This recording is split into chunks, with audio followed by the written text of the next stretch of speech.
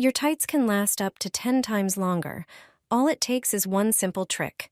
Grab a pan or any heat-proof container, fill it with water, and bring it to a boil. Once the water is hot, fully submerge your tights so they're completely soaked. Let them sit for about 5 minutes.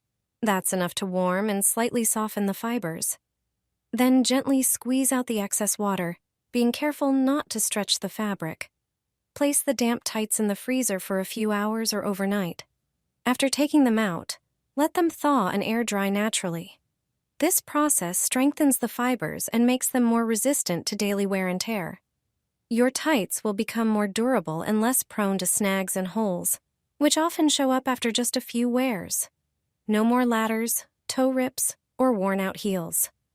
This easy trick can save you a lot of money and frustration. It's a quick and effective way to extend the life of your favorite pairs.